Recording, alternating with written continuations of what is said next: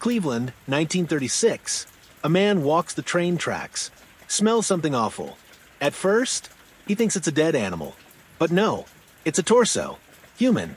No head, no arms, no legs. Just a clean, butchered trunk of a body. That's how the public met the Mad Butcher. But the nightmare? It started long before that.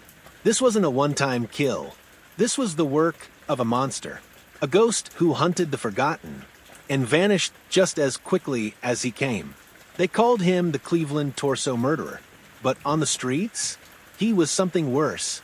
The Mad Butcher of Kingsbury Run. And he was never caught. Death in the shadows. Cleveland, 1934.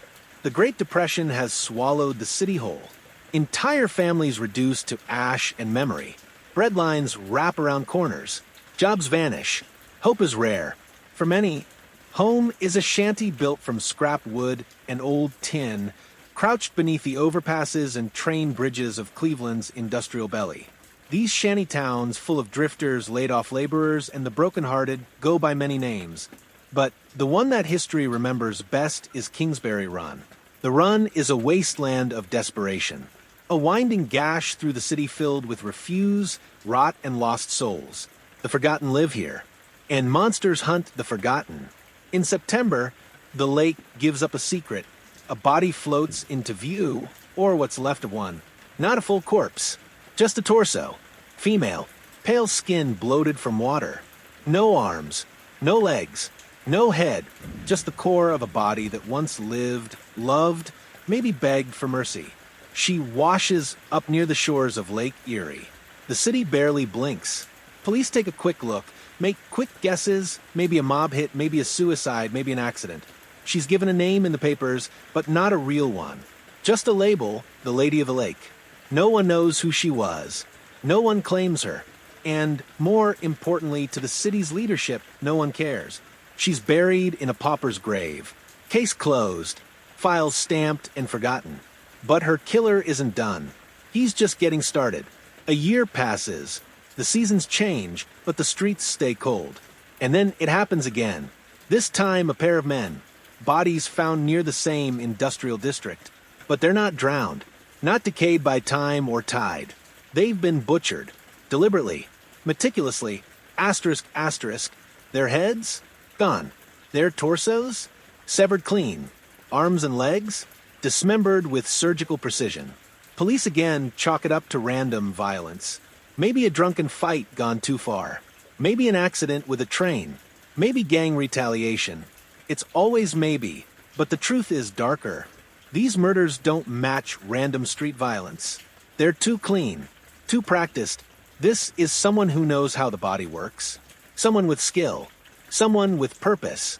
But no one in authority wants to admit that yet. Because to admit, it means there's a predator in their city.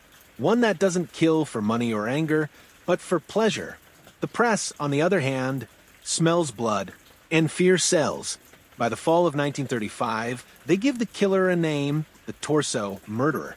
It's not just a clever title. It's a warning. More bodies appear. Each time, more gruesome than the last, and always the same calling card: dismemberment, decapitation, and no way to identify the victim. Police comb through missing persons records, but the Depression makes that nearly impossible. Too many drifters, too many unreported disappearances. The killer knows this. He picks people no one will come looking for. And he knows where to dump them. Places with shadows, with silence. Places like Kingsbury Run. At night, the area turns sinister. Fires burn in barrels. The air smells of oil, garbage, and desperation. Footsteps echo in the dark. People vanish without notice, without consequence.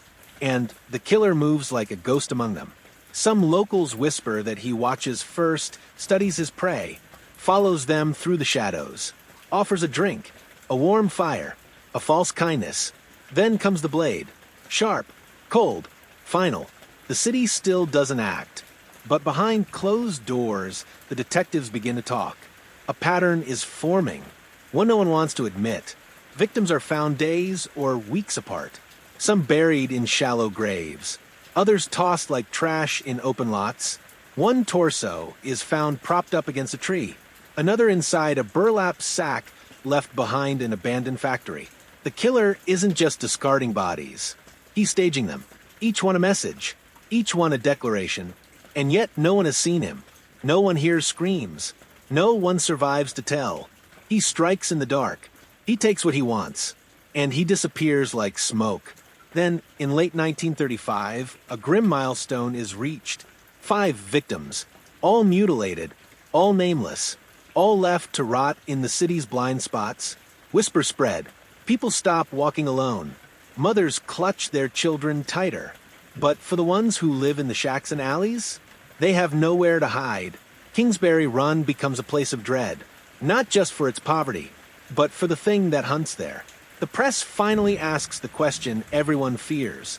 Is Cleveland harboring a serial killer? The police offer no answers, only warnings. Stay out of the run after dark.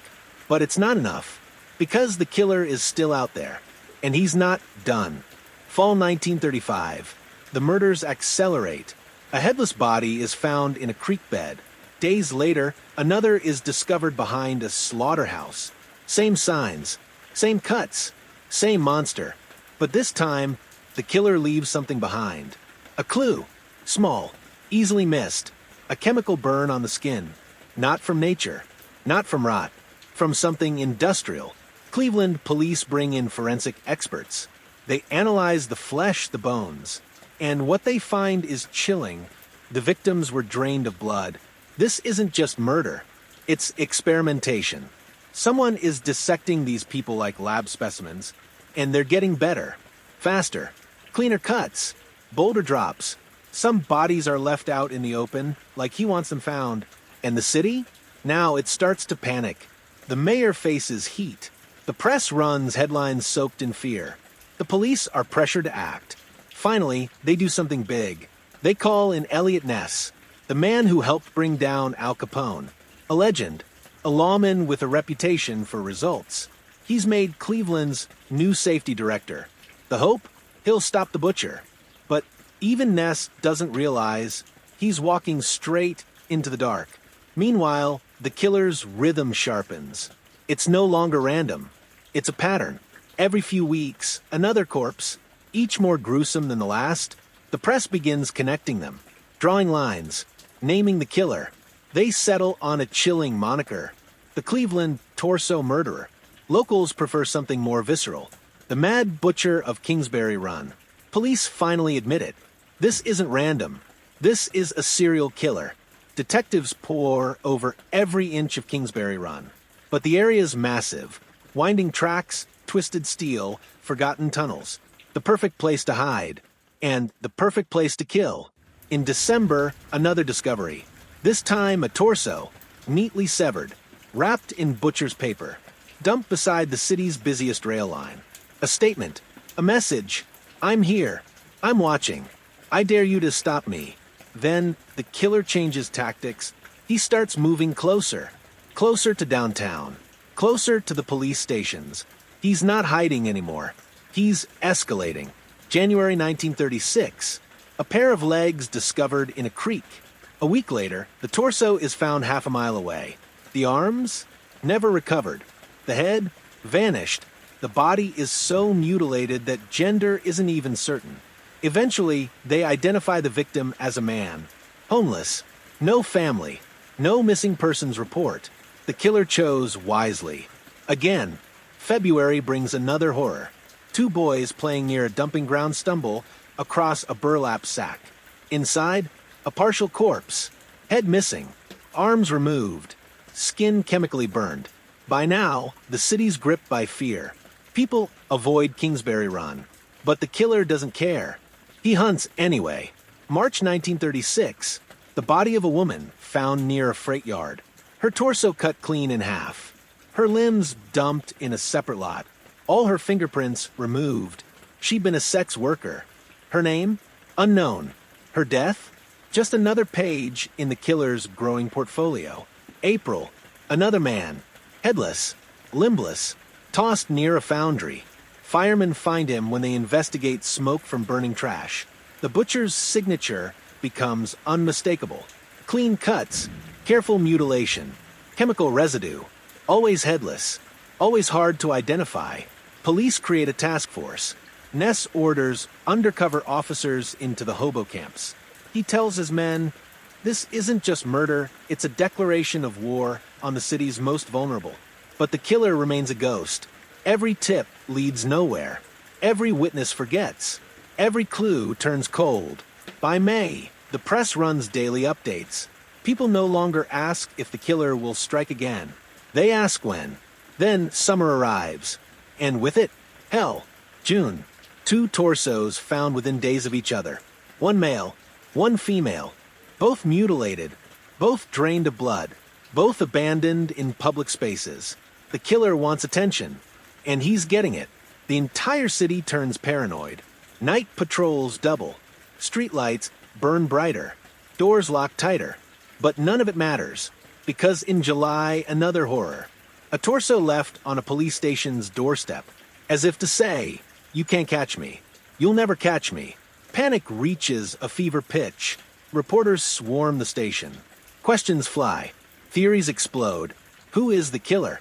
A doctor? A butcher? A war veteran? Someone hiding in plain sight? No one knows. But one thing becomes clear. This is far from over. And the mad butcher of Kingsbury Run? He's just getting started. Kingsbury Run. A name that once meant nothing now strikes fear in every heart in Cleveland. It's a ravine cutting through the city's southeast side, an industrial corridor littered with train tracks, overpasses, and abandoned buildings. During the Great Depression, it became a refuge for the lost. Hobos, jobless veterans, families with nowhere else to go. They lived in shacks, tents, crates. Entire shanty towns sprawled through the rail yards. But to the mad butcher, it was the perfect hunting ground. No one asked questions here. No one had family waiting. No one could scream loud enough to be heard. In Kingsbury Run, people vanished, and no one noticed until their bodies came back in pieces. January 1936. A cold wind slices through the ravine. Snow crusts the makeshift shelters. 2 boys are scavenging near a frozen creek. They stop. One of them sees something under the ice. It looks like a log. It's not. Police are called. They break through the ice, pull out a human torso. No arms, no legs, no head, just a trunk of flesh carved clean. A second piece, thigh and part of a leg, shows up nearby. No ID, no clues, just death. It's the 5th body in less than 6 months. Eliot Ness knows he needs to act. He sets up surveillance across Kingsbury Run. Plain clothes, officers pose as vagrants. Others patrol the perimeter. He knows this is the killer's playground, and he's determined to shut it down. But the butcher is always one step ahead. February 1936. More remains, this time arms, severed at the elbow, washed up near a train depot. A week later, a head, badly decomposed, eyes gouged out. The killer is mocking them, feeding the city his horror show, piece by piece. March, detectives believe they've found a pattern. Everybody dumped in or near Kingsbury Run. All victims mutilated beyond recognition. No known ties, no common friends, no consistent age or gender. Only one thing connects them. They were poor, forgotten, invisible. Exactly the type of person a monster could hunt. April. The body of a young man is found under a bridge near the Nickel Plate Railroad. He's missing both legs. The cuts are too precise to be rage, too clean to be clumsy. A coroner says the work shows medical knowledge, surgical precision, like the killer studied anatomy. He wasn't guessing. He knew exactly where to cut. And that's when the police begin a new theory. They're not just looking for a murderer. They're looking for a doctor, or someone who used to be. But even as they refine their theories, the killer adapts. He moves his drops, shifts his timelines, kills with clockwork regularity, then stops for weeks. Each pause sends waves of fear. Each silence feels like the calm before the storm. And the city lives in dread. June 1936. 2 bodies, days apart. Both in Kingsbury Run. One found near a lumberyard. One beside an old boxcar. Same dismemberment. Same chemical burns. Same eerie absence of blood, each one an echo of the last. Then July comes, and everything boils over. July 1936. A man walking through Kingsbury Run notices something in the brush. He thinks it's trash. Then he sees a foot. He backs away, calls police. They arrive and find it a headless body, curled in a fetal position, burned, mutilated. Hours later, a second body is found. 2 victims. Same day. Same method. Ness has had enough. He orders raids on every shack, every tent, every lean-to in Kingsbury Run. Men are dragged out, questioned, photographed, fingerprinted. Then comes the shocking part. He burns it all down. Hundreds of makeshift homes. Gone. Ness believes he's flushing the killer out, making the hunting ground uninhabitable. But it backfires. Public outrage erupts. The homeless are left with nothing. Civil rights groups protest.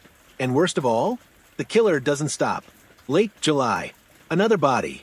This one left in plain sight near a playground. A child finds it.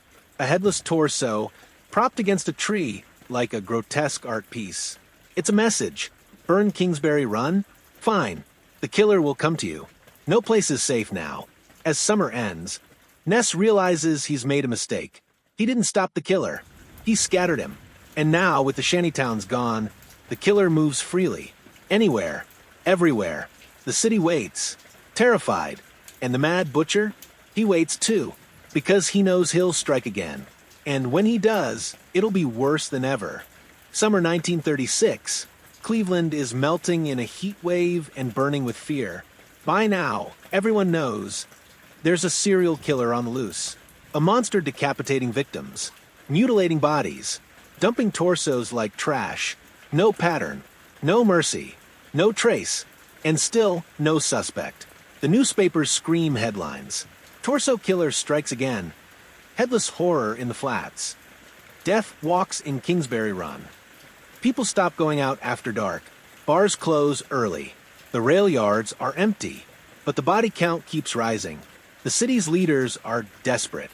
So they turn to the man with a legendary reputation. Eliot Ness, the lawman who brought down Al Capone, now safety director of Cleveland. And this is his new battlefield. But even Ness, the untouchable, doesn't know what he's walking into. This isn't Chicago. This is something darker, something primal. A killer without motive, without fear. A killer who doesn't want ransom, fame, or even revenge. Just one thing. Control. August 1936. 2 new bodies. One near East 37th Street. The other dumped right outside a police station. It's not just a killing anymore. It's a message. I see you. You can't stop me. I own this city now. And Ness? He takes it personally. He forms a secret squad. Tough men. Sharp minds. No rules. Their mission? Stop the butcher. No matter the cost. They go undercover in the slums. Pose as vagrants. Live rough. They talk to hobos. Drunks. Outcasts. Searching for anything. Any whisper. Any clue. But the killer leaves nothing behind. No fingerprints. No footprints.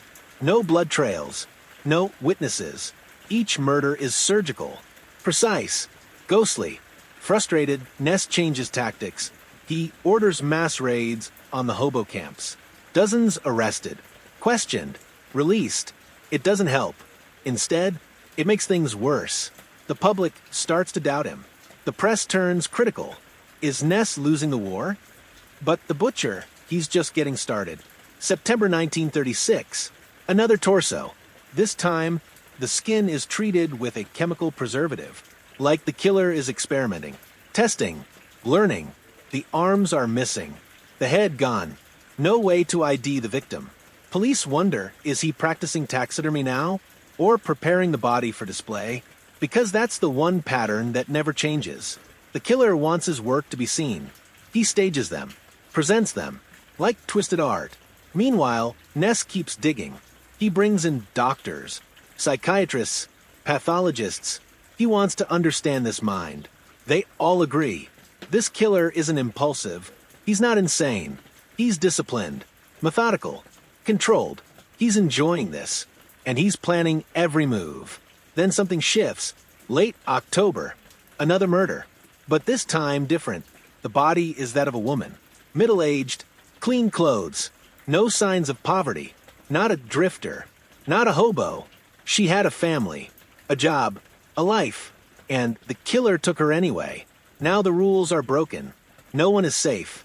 The panic explodes. City Hall is flooded with angry letters. Churches preach about the devil in their midst. Parents keep kids home from school. Ness feels the pressure. His reputation is crumbling. And still, no suspect. No motive. No lead. Just fear. And one name whispered in every corner of the city: the Mad Butcher. To the police, he's the torso killer. To the press, a mystery. But to the people, he's a nightmare that walks in daylight. Cleveland is a city under siege. A place where heads roll, literally. And Eliot Ness? He's running out of time.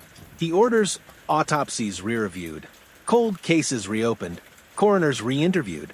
He even brings in Cleveland's top surgeons. Wants to know, who has the skill to do this? Someone trained, experienced, unemotional.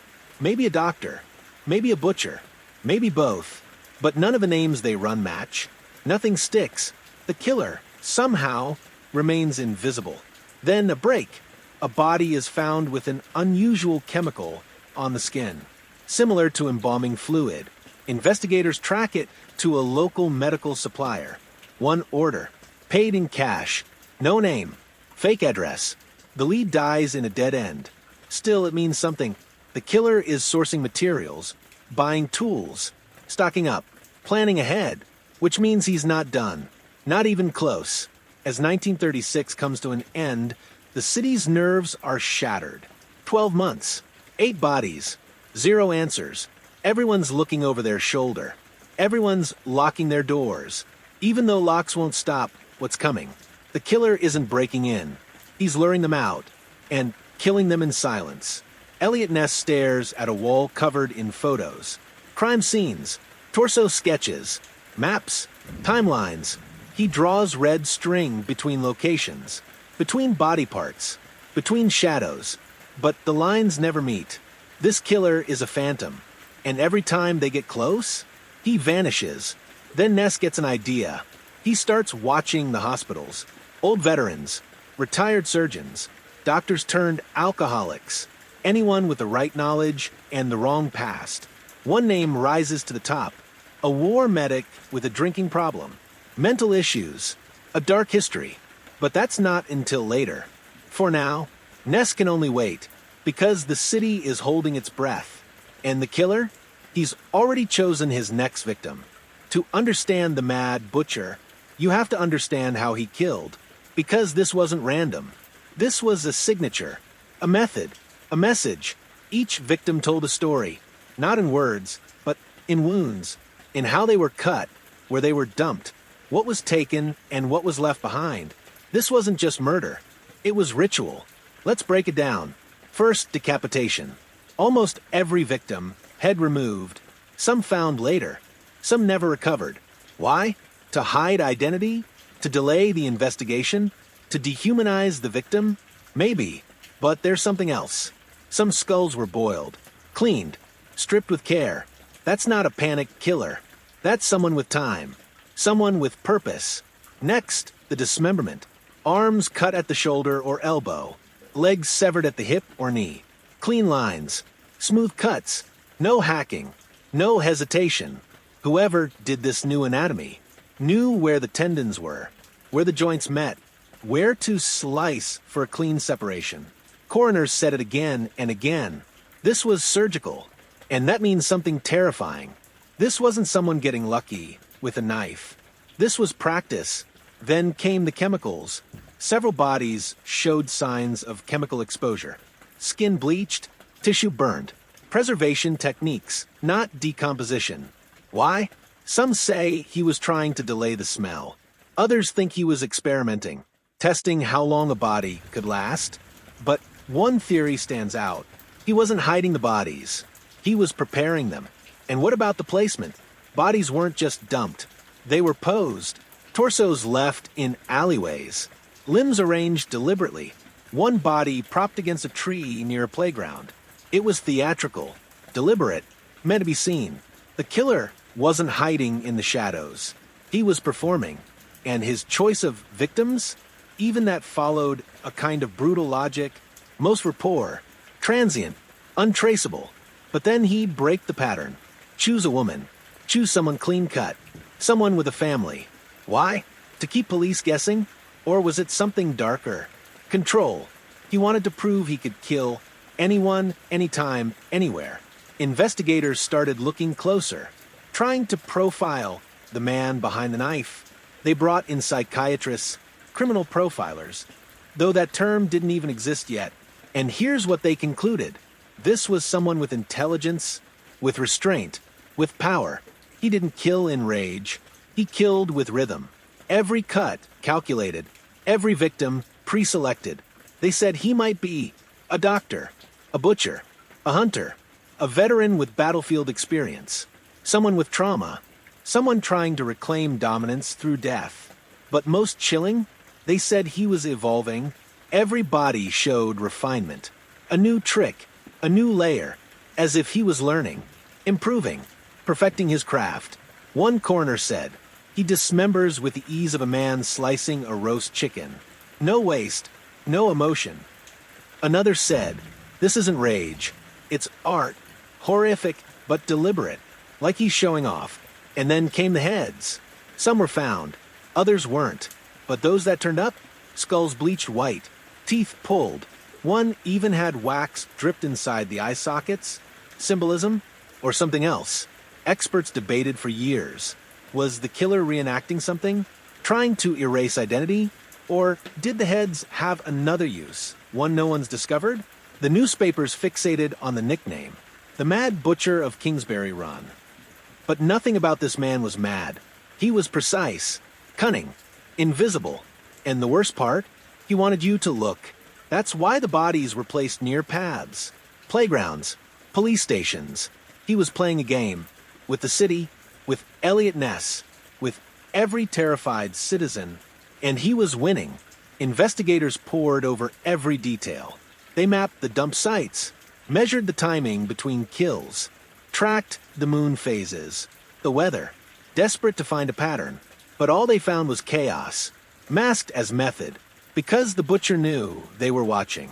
And he loved it. By 1937, the experts were convinced. This wasn't about sex, not about money, not about hatred. This was about power. The power to erase someone, to unmake them, to carve a human being into anonymous pieces, and make the whole city watch. Ness believed the killer was local, someone familiar with the rail yards, the river, the terrain, and more importantly, someone with access to tools, to chemicals, to privacy. A man who could disappear after a kill, clean up, walk home, and no one would suspect a thing. To this day, the butcher's technique is studied in criminology classes, a blueprint for how horror can hide behind precision. He didn't need a gun, or a crowd, or a manifesto, just a blade, a victim, and silence. But the scariest part? He never made a mistake. No evidence, no witness, no confession. He was the ghost of Cleveland, cutting through flesh like canvas, painting his terror across the city, one body part at a time. By late 1936, the city was gripped by fear. The Mad Butcher had carved his name into the bones of Cleveland, and still, no one knew who he was. But behind closed doors, suspicion was everywhere. Everyone was a suspect. The police had their list, a long one. Vagrants, ex-convicts, drifters, even medical students. Anyone who knew how to use a knife or had reason to hide in the shadows. But it wasn't enough to have a suspect. They needed proof. And that's the one thing the butcher never left behind. Then a lead, a man named Frank Dolezal. He was arrested in 1939 for the murder of one of the few identified victims, Florence Polillo, a barmaid and part-time sex worker. He had lived with her, fought with her, had a violent past, and under intense questioning he confessed. But there was a problem. Frank's story didn't make sense. Dates didn't match, details were fuzzy, and when he tried to take back the confession, it was too late. Dolezal died in his jail cell before he ever stood trial, bruised, beaten, hanged by his own bedsheet. An official ruling, suicide. But not everyone believed that. Some whispered he was a scapegoat, a poor man caught in the gears of a desperate investigation. And still, the murders continued. Then there was Dr. Francis Sweeney, a brilliant surgeon, a World War I veteran, and a man with demons. He struggled with alcoholism, mental illness, fits of rage, and he had access to medical tools, to the kinds of chemicals found on the victims. He was also a distant relative of a powerful congressman.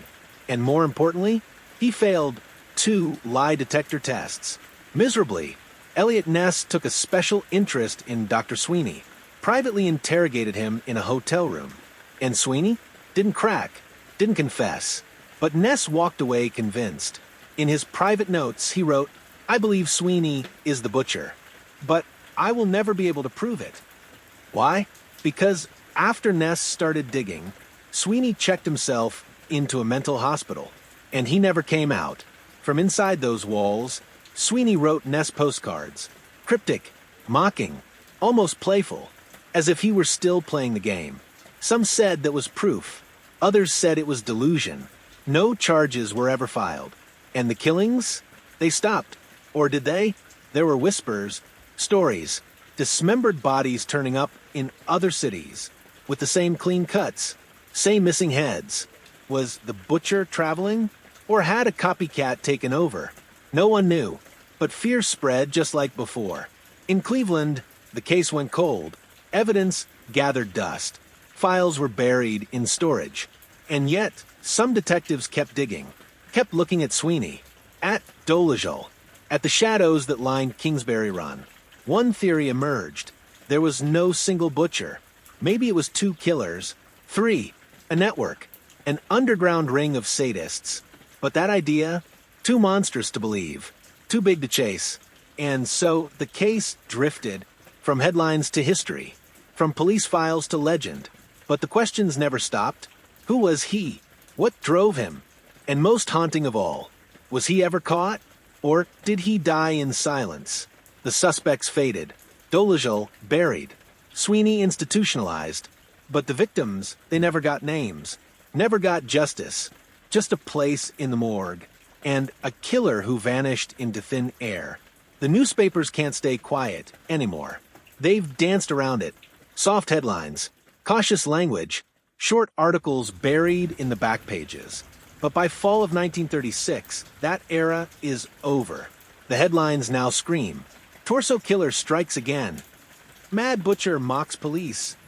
Who's next? The press has a new favorite monster, and Cleveland a new obsession. Editors battle for the most gruesome front page. Photographers sneak into morgues. Reporters bribe police for inside scoops. One journalist even offers a reward out of pocket for the killer's identity. The line between news and spectacle blurs. And the killer? He's loving every second of it. Each murder is now an event. When body parts are discovered, it's not just the police who show up. It's reporters, photographers, onlookers, children skipping school just to peek over the caution tape. Crime scenes become circuses. Every new torso draws a crowd. It's horror, sold for a nickel at every corner newsstand. Eliot Ness watches it unfold with growing frustration. He knows the attention could scare the killer into hiding, but he also suspects something else, something worse. The butcher might be feeding off it. The killings become bolder. Each one seems staged, deliberate, like the killer knows he's being watched and craves the spotlight. One torso is wrapped in a curtain like a stage prop. Another posed near a school. Another left under a street lamp, where it would be found by morning traffic. It's not just murder. It's performance. Newspapers start naming the killer. First, it's the headhunter. Then the Kingsbury Phantom. But one nickname sticks. The Cleveland Torso Murderer. And on the streets, in whispers, they call him the Mad Butcher. A name soaked in fear. The stories reach beyond Ohio. Wire services pick them up. Soon New York, Chicago, St. Louis. The entire country knows. Cleveland has a killer it can't catch. Radio announcers dramatize each new discovery. Tabloids reprint morgue photos. Talk of the torso killer spreads to barbershops, grocery lines, dinner tables. And with each new article, the city's panic deepens.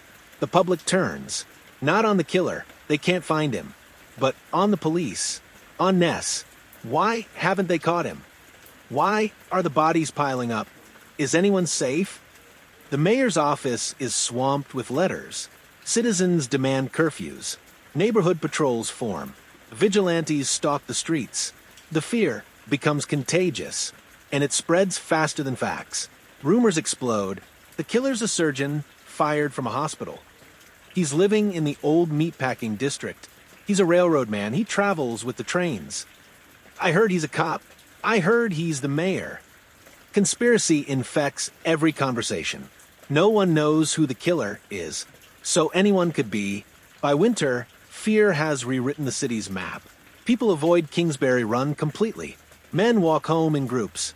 Women won't go out alone after dark. Entire blocks shut down by sunset. And in the newsroom, it's a gold mine. The murders have become serialized, a real-life mystery unfolding one body part at a time. And everyone is buying in. Behind the scenes, though, things are breaking. Cleveland's coroner, Dr. Samuel Gerber, is overwhelmed. Every few weeks, a new corpse. Every one without a name, without a face, without clues. The press begins calling them victim number 1, victim number 2, and so on. Nameless, numbered, forgotten, and yet paraded through headlines like prizes. Eliot Ness launches a secret task force. No uniforms, no reporters, just detectives working quietly behind locked doors. But even this group can't move fast enough. Each new murder arrives faster than the last. The killer is ahead of them. And the press? They're just barely keeping up. Then, one night in late 1936, the police receive an envelope. Inside, a hand-drawn map, a scrap of torn newspaper, and something wrapped in gauze. A human tooth. There's no note, just the chilling implication. The butcher is reading the papers too, and now he's writing back. Summer 1938, 2 years since Eliot Ness torched Kingsbury Run. And still, no arrest, no trial, no name. The murders have slowed, but not stopped. 2 more bodies this year, same method, same mutilation, same message. The butcher is still out there. But now, for the first time, Ness has a name, a real suspect, a man with means, a man with training, a man who fits the profile too perfectly to ignore. But there's a problem. He's untouchable. His name is never printed in the newspapers, never listed in the public record. Not then, not now, because this man, he's connected. His family is wealthy. His lawyers are powerful. He moves through high society like a ghost. But behind closed doors, Ness and his men know he's something darker. A failed doctor, a history of mental illness, and according to multiple witnesses, he liked to experiment. On animals, on people. One former patient claims he woke up during surgery. Another says he was drugged, then abandoned. The pieces are there, but the law can't reach him. So Ness does something drastic. He has the suspect picked up, quietly. No arrest, no charges, just taken. Brought to a small cabin outside the city. No press, no lawyers. Just Ness, 2 detectives, and a single goal. Break him. What happens next is still debated. Some say Ness interrogated him for days. Others say it was psychological warfare, sleep deprivation, isolation, threats. We may never know. What we do know, the suspect didn't confess. But he cracked, and Ness had him committed. The man was placed in a mental institution, quietly under false pretenses. Officially, it was a voluntary admittance. Unofficially, it was exile, a life sentence without a trial, a hidden verdict rendered in secret. He stayed there for years, drugged, watched, forgotten, until one day he slipped out of the country, vanished. Ness was furious. He had bent the rules, crossed lines, risked everything. And now the one man he believed to be the Mad Butcher was gone. No body, no blood, No proof, just a trail gone cold. But here's the chilling part. After that suspect disappeared, the murder stopped. No more torsos. No more headless corpses. No more messages in flesh. Just silence. Did Ness get the right man? Or did the real killer simply decide he'd had enough? Either way, the case went dark. And Eliot Ness? He never spoke publicly about the suspect. Never named him. Never confirmed the arrest. But years later, when asked if he ever got close to the butcher, he only said, "We knew who he was. We just couldn't prove it." And that silence, that hidden name, would become one of the darkest mysteries in American crime history. Because if Ness was right, if the man he secretly locked away was the Mad Butcher, then justice was never served. There was no trial, no conviction, just a quiet erasure, a decision made in shadows. And the butcher? He may have watched it all happen and smiled. By the end of 1938, the killings stop. Just like that, no more torsos, no more mutilated bodies, no more fear carved into flesh. But silence? It's never the same as peace. Cleveland doesn't breathe easy. It just holds its breath. Because the truth is, no one ever caught the Mad Butcher. The newspapers moved on. The headlines faded. But in the back alleys, in the corners of bars, in whispered rumors, the story never died. People still lock their doors a little earlier. Still watch the shadows stretch across Kingsbury Run, even though it's long gone. Because evil like that, it doesn't just vanish. It stains everything it touches. Eliot Ness never let it go. He kept the case file in his drawer, even after he left Cleveland. Even after he fell from grace, he'd take it out late at night, read the names, the autopsies, the witness reports. He called it the one that got away. And every time a torso washed up somewhere else, in Pittsburgh, in Chicago, in New York, he wondered, was it him? Did the butcher just move on? Change his hunting ground? Find another city full of forgotten people?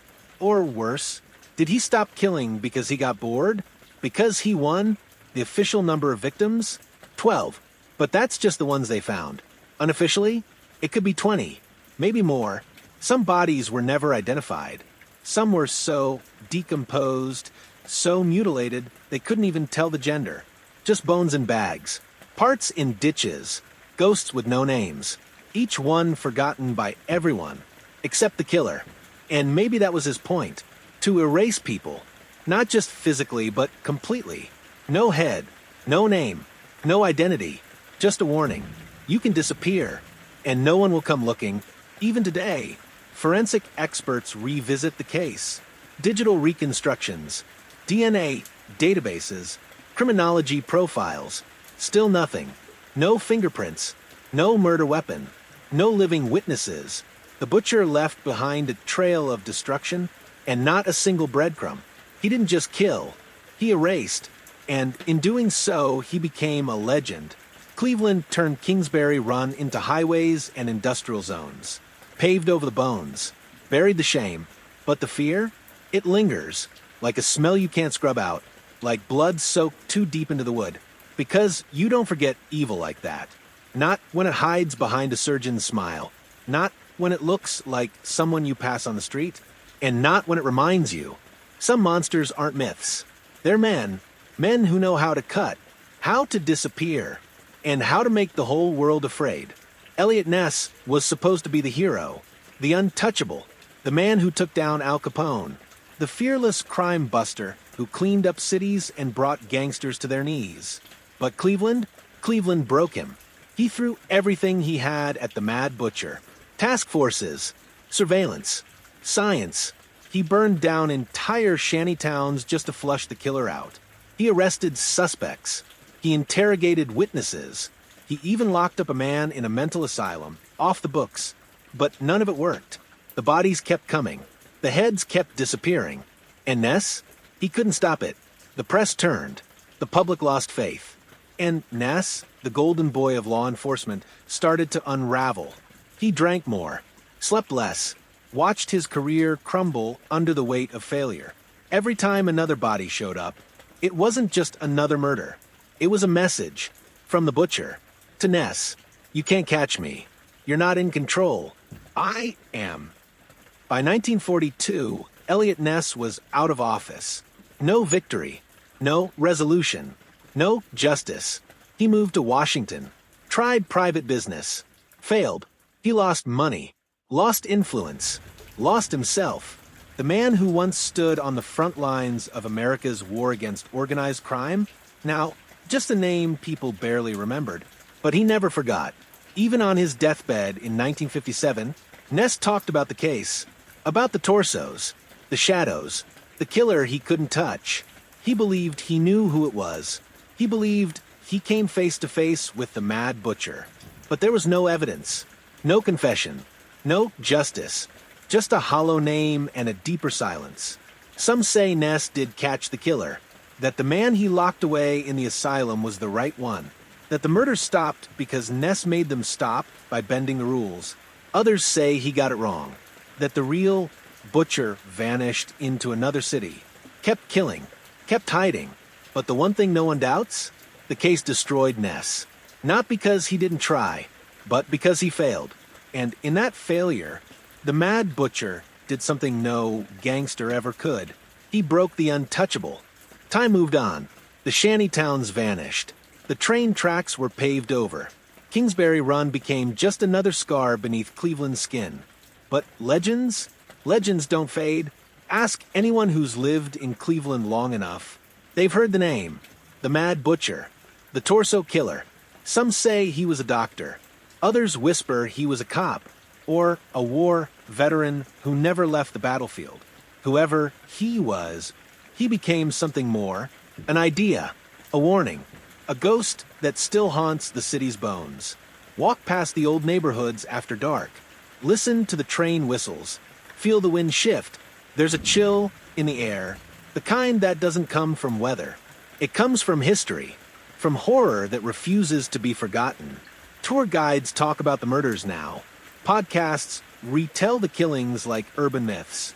YouTube documentaries like this one bring them back into focus. But for every theory, every headline, every diagram, one truth remains. No one ever solved the case. Some say the killer died with his secrets. Others think he passed the knife to someone new. Copycat murders have surfaced for decades. Headless bodies dumped in alleys. Torsos found in rivers from Pennsylvania to California. Coincidence? Or a shadow that stretches farther than we ever imagined? In 2010, forensic experts tried again.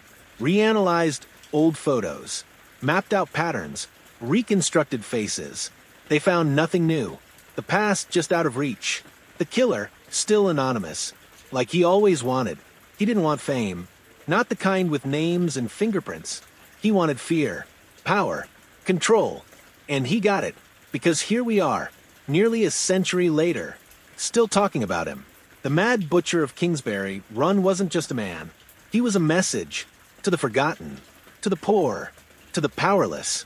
You can disappear, and no one will notice. That's the real horror. Not just the murders, but what they meant. 12 known victims, dozens more suspected, 0 convictions. The most terrifying part? It could happen again, and no one would stop it. Because monsters don't always hide in the woods. Sometimes they walk among us, wear suits, shake hands, smile, and sometimes they vanish, just like the bodies they leave behind. Outro, call to action, the Cleveland Torso murders. Still unsolved, still unexplained, still a black hole in the heart of American crime history. What do you think? Was it Dr. Sweeney? Someone else? A man? A myth? Drop your theories in the comments. Let's dig deeper together. Like, share, subscribe. Because this isn't just a story from the past. It's a warning. And sometimes, the past isn't dead. It's just hiding in the dark. The Mad Butcher of Kingsbury Run. 12 victims. No names. No justice. No closure. Nearly a century later, the trail is still cold. But the fear? That never left. Who was he? A surgeon? A soldier? A ghost in the shadows of a broken city? Eliot Ness thought he found him. But no arrest. No trial. Just silence. And that silence still echoes through Cleveland streets. Because this wasn't just a series of murders. It was a message. Even the forgotten can vanish further. You've just heard the story. Now it's your turn. Drop your theories in the comments. Was it Sweeney? Or someone else entirely? Share this if you think someone out there might know the truth. And remember, some killers disappear into the night. Others become legends. The Cleveland torso murderer was never caught. And maybe he never left. Subscribe for more real, unsolved nightmares. Because in the world of true crime, monsters aren't always fiction. They're just still waiting to be found.